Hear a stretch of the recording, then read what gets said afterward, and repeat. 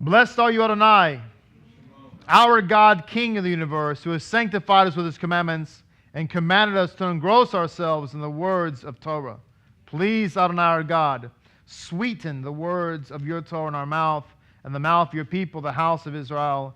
May we and our offspring and our offspring's offspring and the offspring of your people, the house of Israel, all of us, know your name and study your Torah for its own sake. Blessed are you, Adonai, who teaches Torah to his people Israel. Amen. And the Baraka for the Megillah reading. Baruch atah Adonai, Eloheinu melech haolam, asher kirishanu b'mitzvotav v'tzivanu al mikra Megillah. Blessed are you, Adonai, our God, King of the universe, who has sanctified us with his commandments and commanded us regarding the reading of the Megillah. Megillah Eka, Lamentations, chapter 1, the first 15 verses. Alas, she sits in solitude. The city that was great with people has become like a widow. The greatest among nations, the princess among provinces, has become a tributary. She weeps bitterly in the night, and her tears is on her cheek. She has no comforter from all her lovers. All her friends have betrayed her. They have become her enemies. Judah has gone into exile because of suffering and harsh toil. She dwelt among the nations, but found no rest. All her pursuers overlook her in narrow straits. The roads of Zion are in mourning for lack of festival pilgrims. All her gates are desolate. Her priests sigh, her maidens are aggrieved, and she herself is embittered. Her adversaries have become her masters. Her enemies are at ease, for Adonai has aggrieved her for her abundant transgressions. Her young children have gone into captivity before the enemy. Gone from the daughter of Zion is all her splendor. Her leaders were like deer that found no pasture, but walked on without strength before the pursuer. Jerusalem recalled the days of her affliction and sorrow, all the treasures that were hers in the days of old. With the fall of her people into the enemy's hands and none to help her, her enemies saw her and gloated at her downfall. Jerusalem sinned greatly. She has therefore become a wanderer. All who once respected her disparage her, for they have seen her disgrace.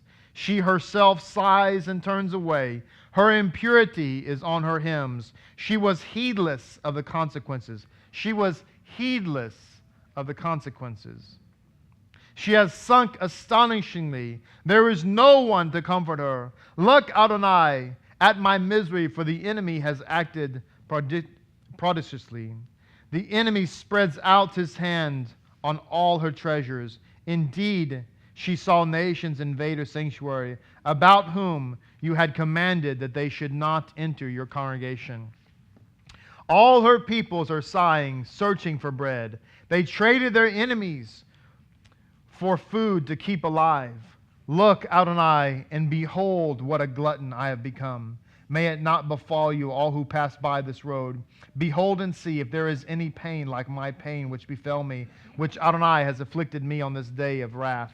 For on high he set a fire into my bones, and it crushed him. He spread a net for my feet, hurling me backward. He made me desolate in constant misery. The burden of my transgressions was accumulated in his hand, and they were knit together and thrust upon my neck. He sapped my strength. The Lord has delivered me into the hands of those I cannot withstand. The Lord has trampled all my heroes in my midst. He proclaimed a set time against me to crush my young men. As in a winepress, the Lord has trodden the maiden daughter of Judah.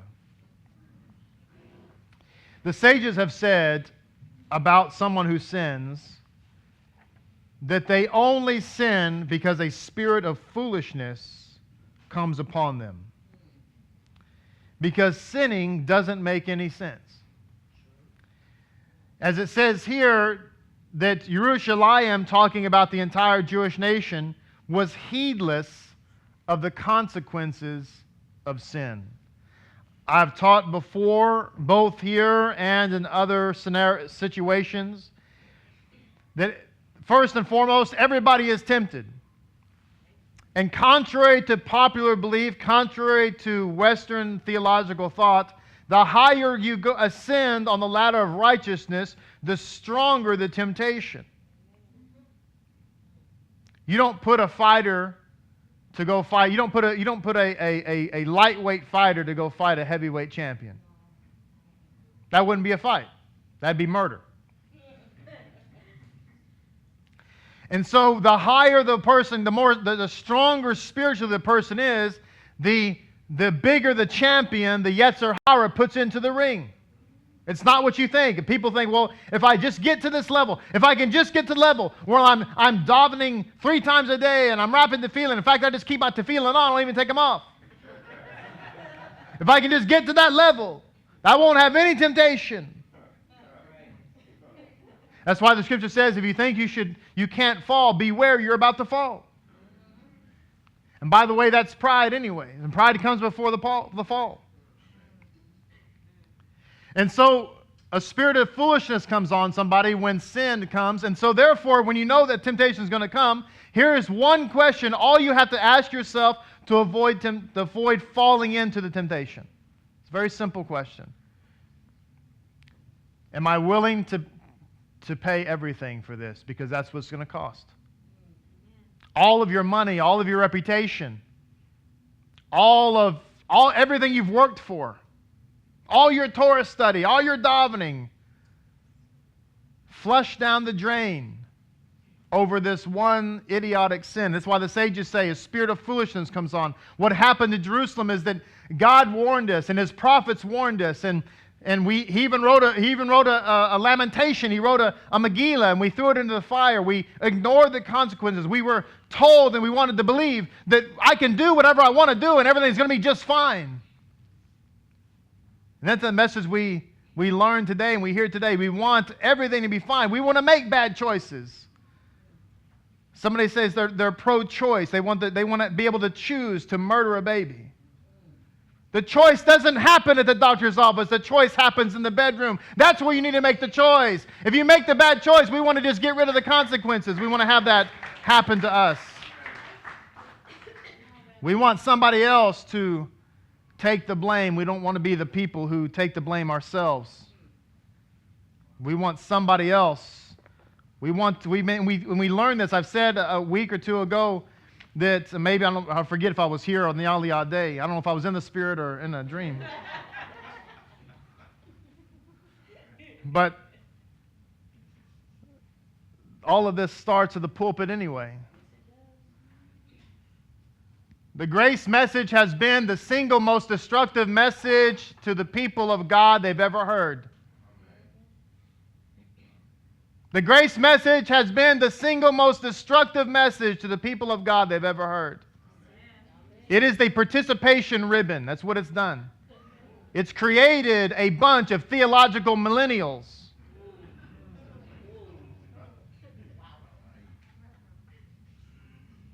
Are we saved by grace? You better believe it. What do you think I'm going to show up with? I looked on my tablet today, just since I've had this particular app, which I don't know, it's been a few years, 154 drashas on it. Wow.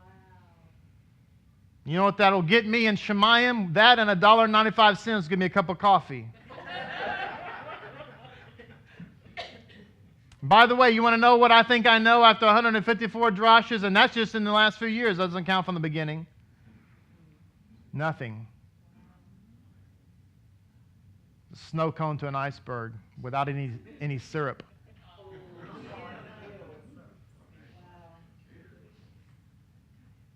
Yet, that grace message has taught us not to strive for anything else either.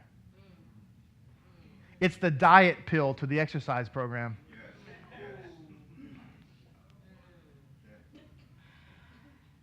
Lying to ourselves.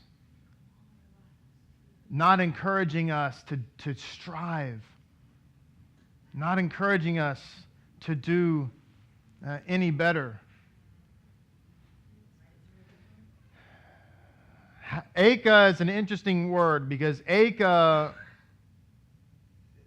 is translated as Lamentations, but the word literally means how.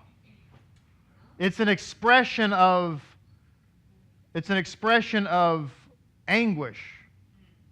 It literally means, how can this happen? How could this happen? How can this be?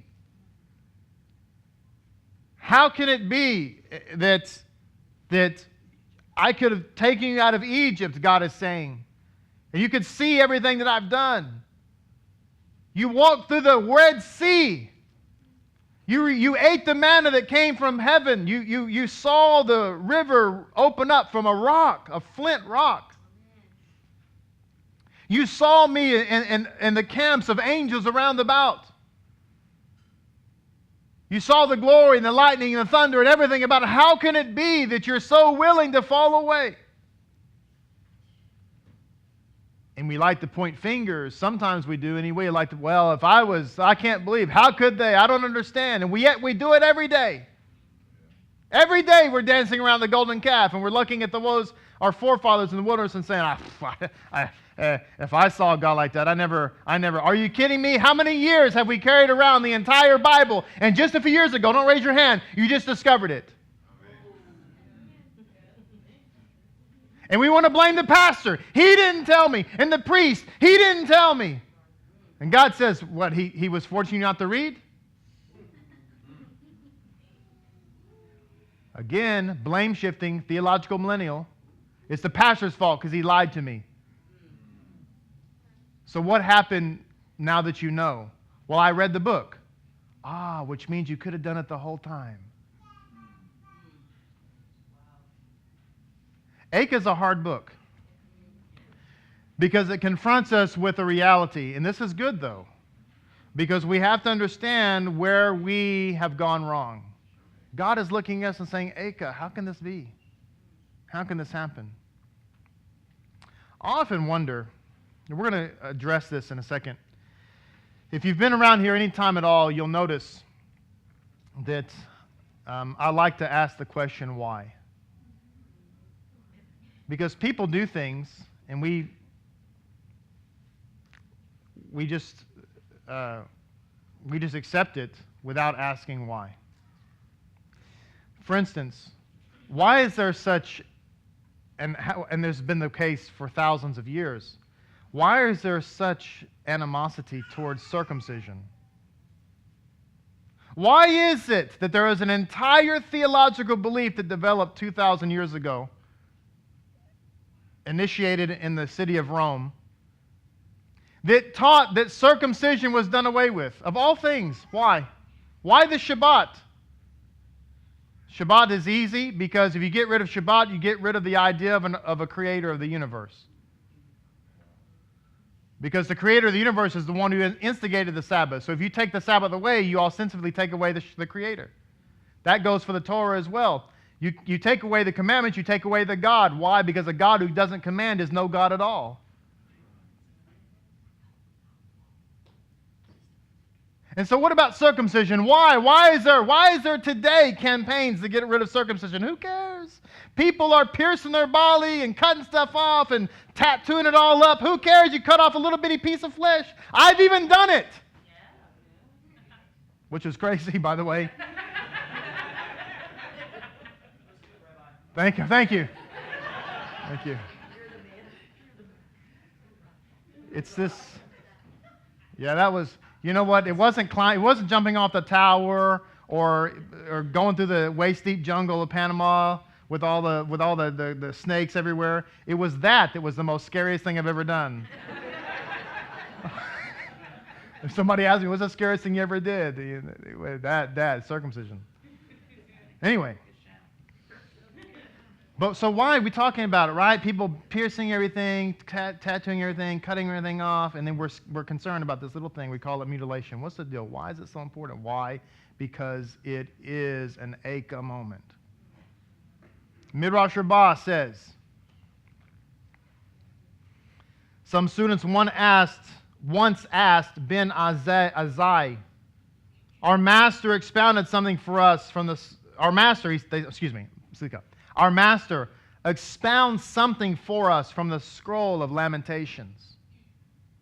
Complying with their request, he said to them, Israel was not led into exile for their sins until they denied the existence of the unique one of the universe and denied, that is, disregarded, the commandment of circumcision, which was given upon the 20th generation of man's existence to Abraham.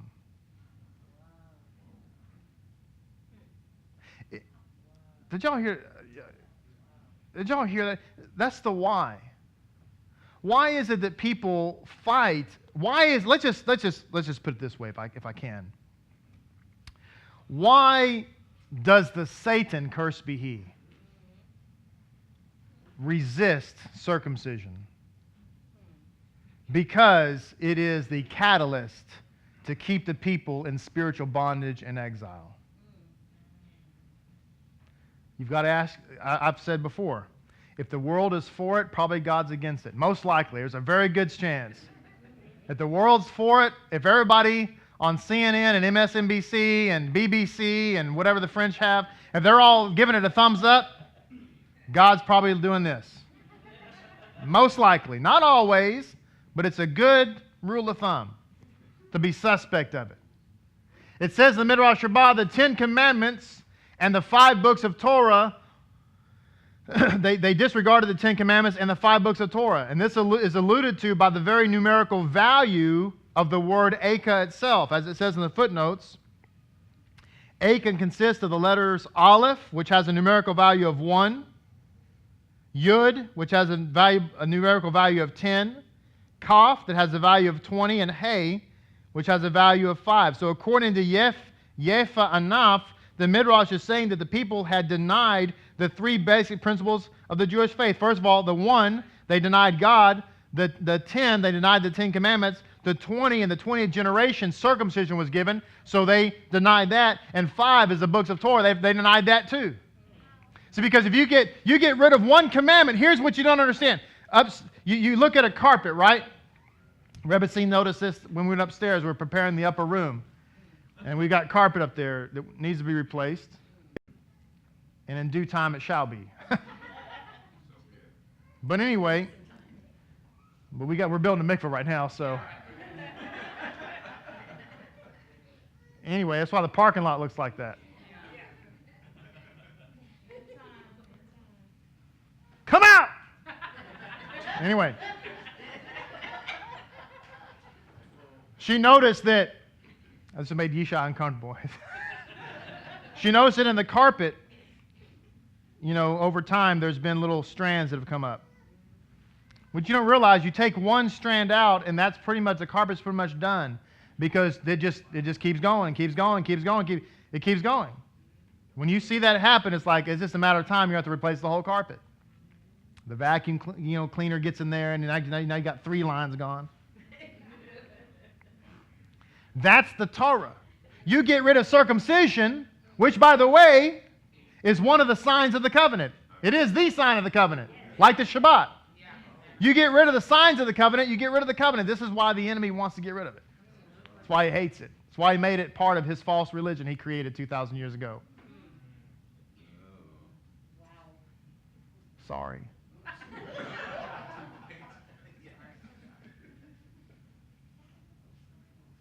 That's why. Because you get rid of one of the commandments. That's why they eventually, this is how it led. They eventually denied the books of Torah because they got rid of commandments. Everybody's shocked. You see it on Facebook, you get on these news media sites, you get on Twitter, and people are shocked that we have homosexual pastors and stuff nowadays. They're surprised. Oh, I can't believe this is so crazy. What are you shocked about? Y'all eat pork.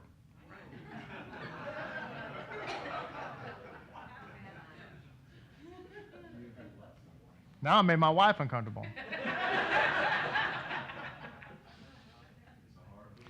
No, let me explain something to you. Now you say, why? Man, that's weird. What a correlation you just made, Rabbi. That's ridiculous. You just offended millions of people. No, unkosher food's called an abomination. So is homosexuality, the same word. Connection.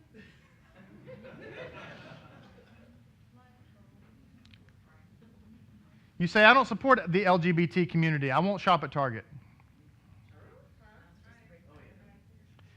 Then change your diet. See, it's weird how things connect with Hashem. But our human minds I don't get my human mind doesn't get it. I know, that's why it's a human mind.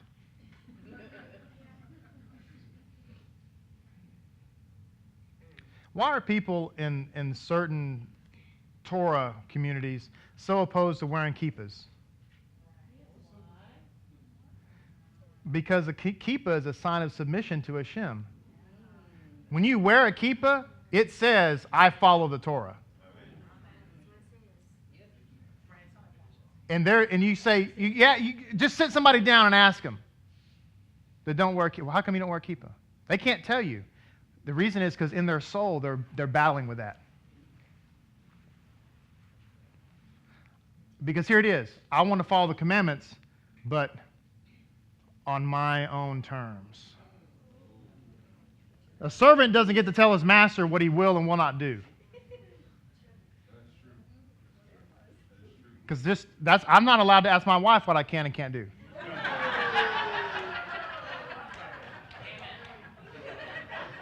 Then come Friday afternoon, it's yes ma'am, yabol. I sit down with a nice glass of tea and my Torah to study for my drash that I've got to do to 1,000 people. And she said, Mordecai, yes ma'am. Here I come, Lord. Here I am. I need send me. I'm half kidding.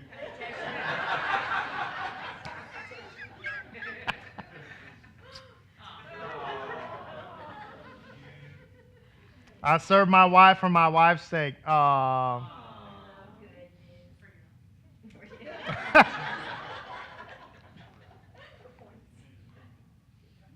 to have a little humor. Laughter does good like a medicine, right?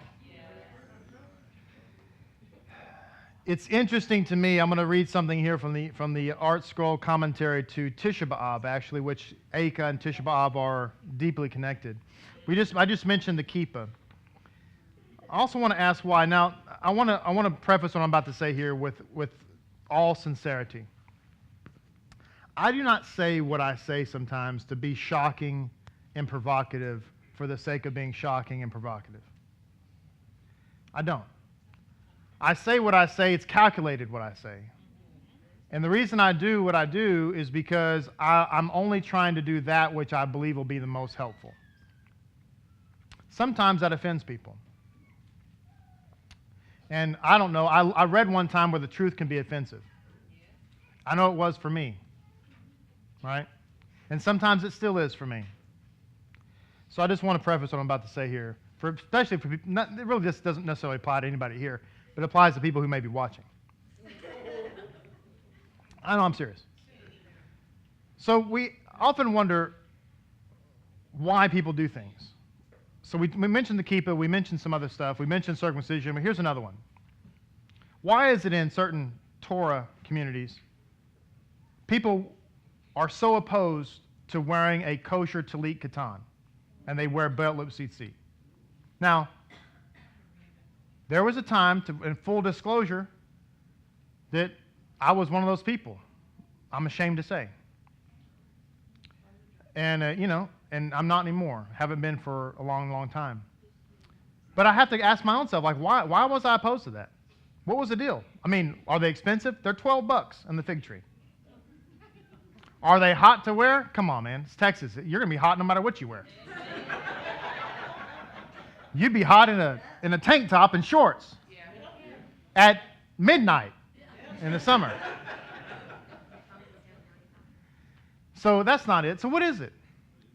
What's the deal? Why do we want to do it? Is it convenient? Come on. Is it really convenient to sit there and tie those on, each little belt loop? Really? No, it's not. What is it? Well, it's a lot of things, but one of the reasons is because it's a very powerful mitzvah, and the devil wants to mess it up for you. He wants to make it not a mitzvah by making it not kosher. Because sometimes it's the simplest mitzvot that have the most impact. Now, we're not allowed to try to figure that out. We're not allowed to judge one mitzvah over the other. Like, I'm going to do this one because I think I'm going to get a lot of reward for it. I'm not kind of push that one aside. I don't think there's a lot of reward in that.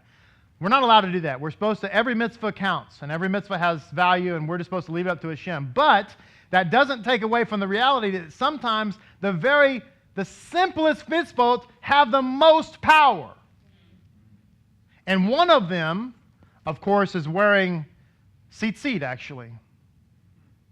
Something so simple that us gentlemen who are Jewish do every day. We wake up, put on our talit katan, say the bracha, and then, getting dressed to go to work and all this kind of stuff. It's so simple. We wear it all day. And you think it's tzitzit. What is it? And yet the angels in heaven are singing choruses of songs. I'm not kidding. And there's another one I want to talk about here, though, that relates to the destruction of the temple and how it came about. And it has to do with saying the blessing before Torah reading.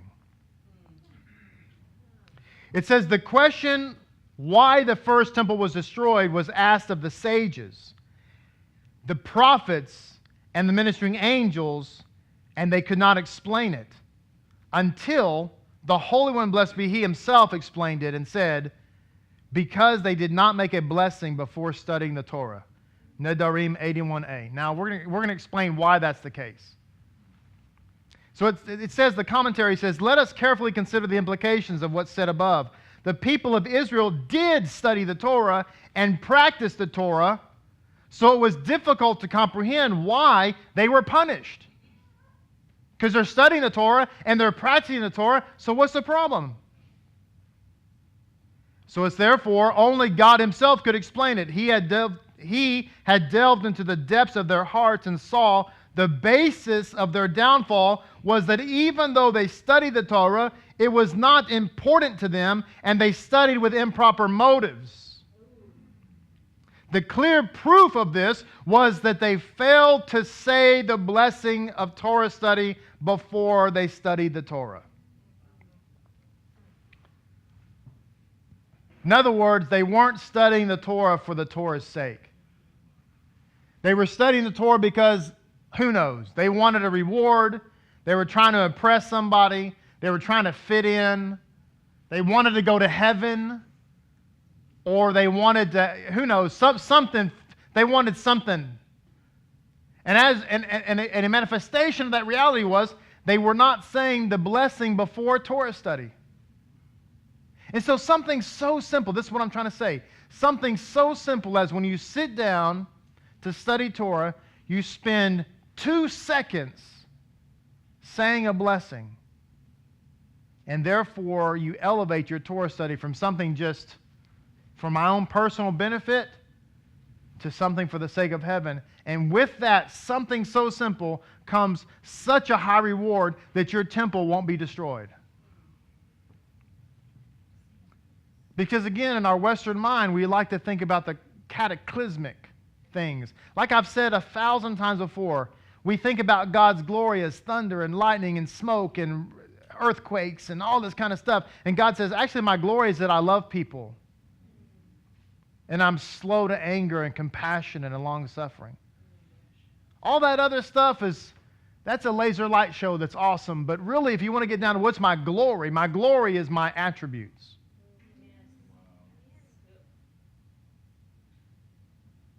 I love what it says, by the way, in this particular commentary.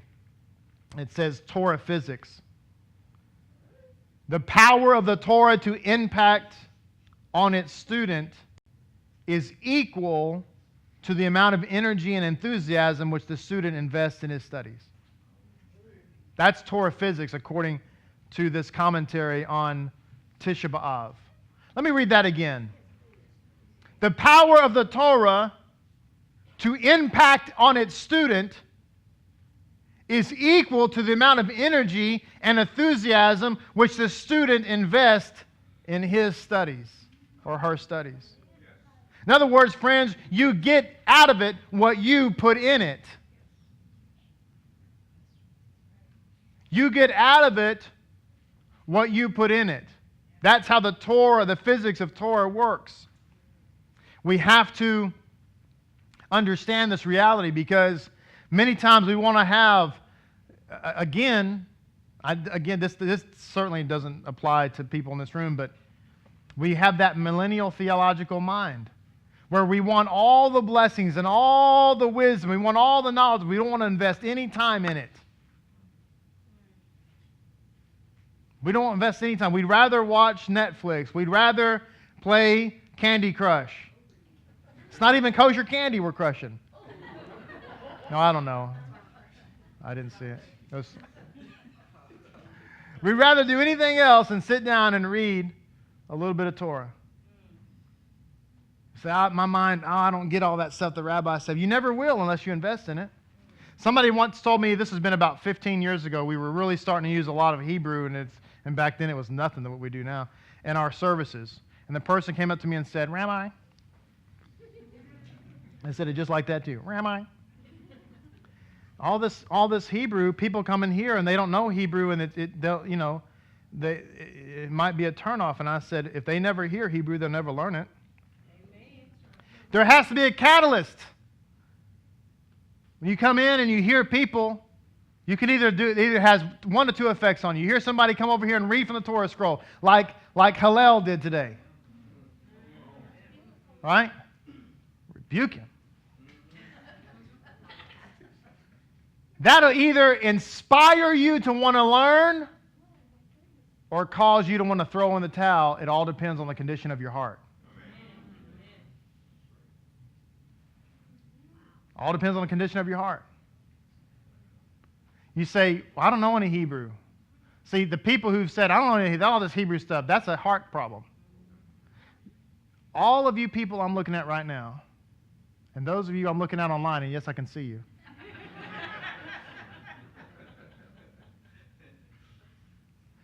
I would venture to say the vast majority of you couldn't speak any Hebrew before you showed up here. And now look at y'all. Y'all walk around, Shabbat Shalom, Ma Shlomcha, Tov Todah, you know. At medaveret ivrit. Okay, all this kind of stuff. You're walking around here like little canaries.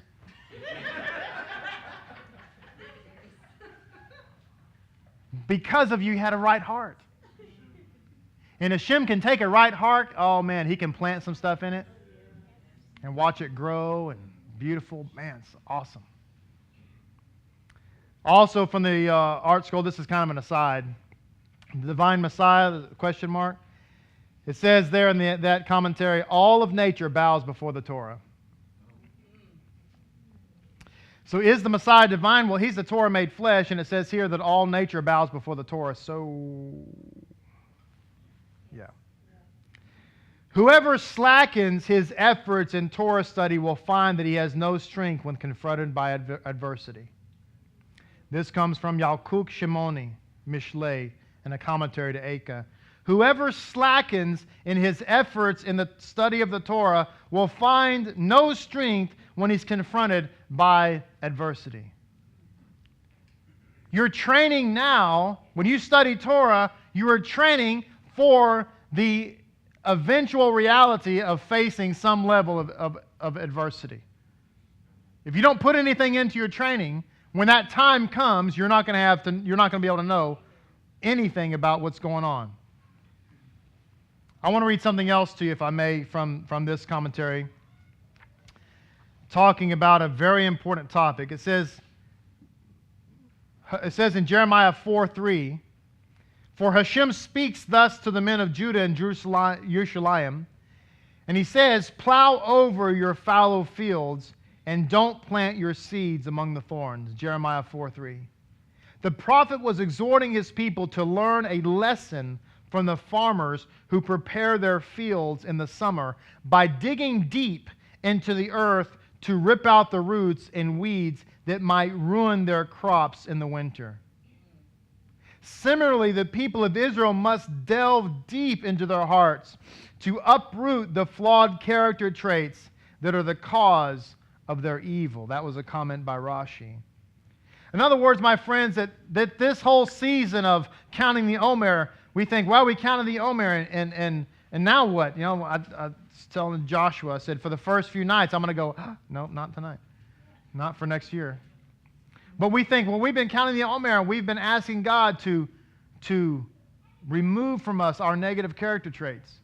Well, friends, we've just begun to make tshuva. We'll soon enter the 3 weeks where we're mourning the temple, and we'll be studying Acah and reminding ourselves that the very difficult reality was, it wasn't the Romans who destroyed the temple, it was us. It wasn't the Romans who crucified Mashiach, it was us. It wasn't the nations that turned their back on the Torah, it was us. That's going to be a hard lesson. Then from there, we enter into the 40 days of Teshuvah as we're moving from Elul 1 to Yom Kippur. The fact of the matter is that Teshuvah never stops, but what we need to do is break up that fallow ground.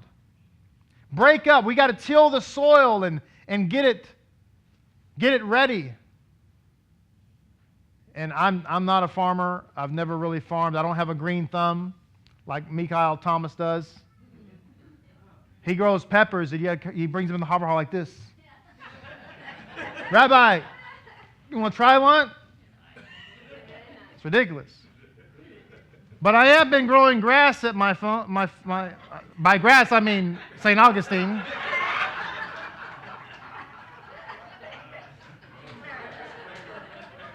I'm not a physician.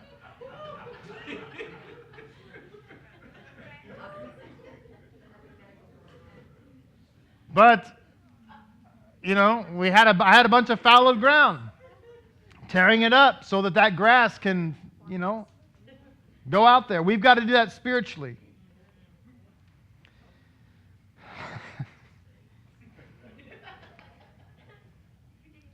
Where there is Torah, there is unity and brotherhood. Where there is Torah, there is unity and brotherhood. The Talmud makes it clear over and over again. It says here in the commentary that this serves as a concluding statement or conclusive statement from Berachot 64a, Yevamot 122b, Nazir 66b, Talmud 32b, and Kariot 28b. That where we have Torah, we have unity and brotherhood. Look how many times. There's 1, 2, 3, 4, 5 times this is said in the Talmud. This meant something to the sages. They understood that if you have a situation in which you have a devoid of Torah, you're going to have a void of brotherhood and unity. The reason that we're all here together is not because all of our personalities click. It's not because we're all in perfect agreement on everything. It's not even because I'm a great orator, or because Hillel is a great singer, or because Mikael is Mikael.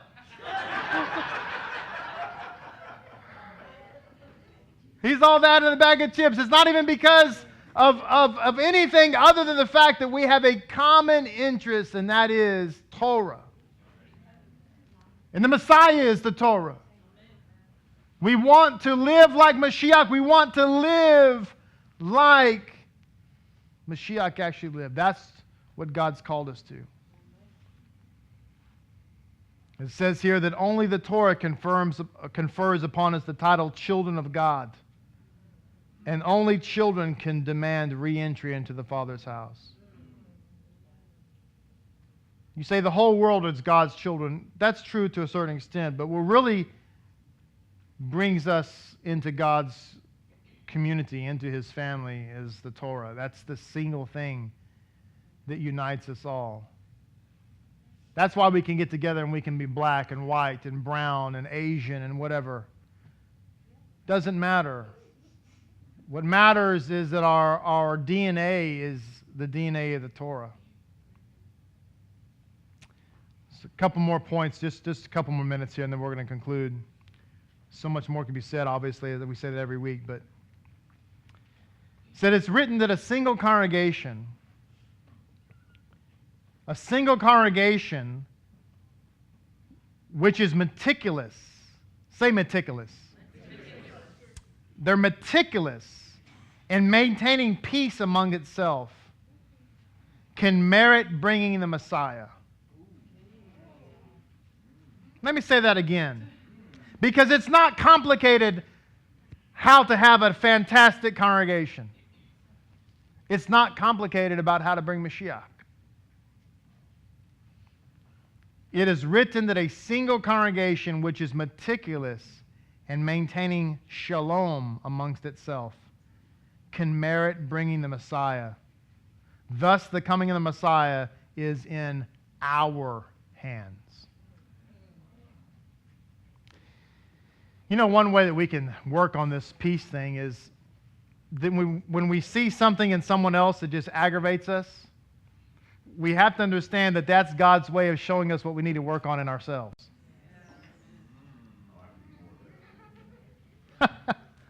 I don't like so-and-so because they do this and they act that way. No. That's way of God saying, that's what I want you to work on in yourself. I'm just showing you. I'm showing you. We don't want to hear that.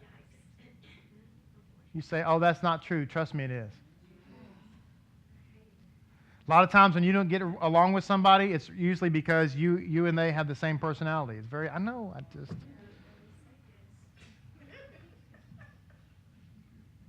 The reason the temple was destroyed because of baseless hatred.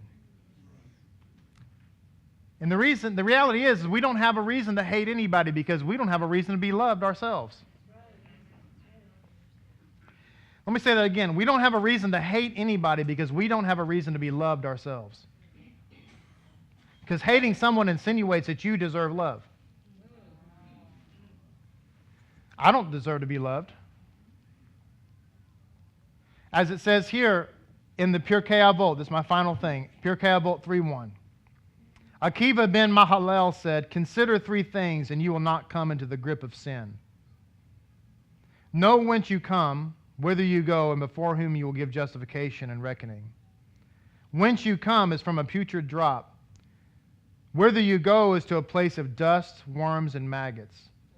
And before whom you will give justification and reckoning, well, that's before the King who reigns over kings, the holy and blessed be He. In other words, baseless hatred can only be defeated by baseless love.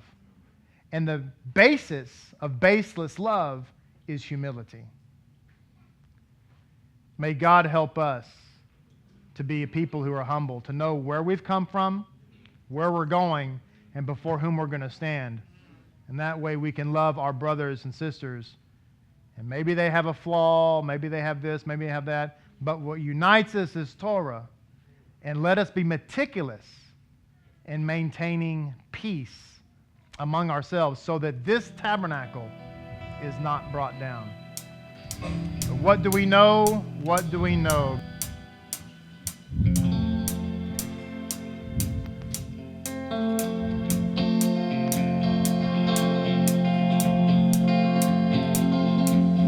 La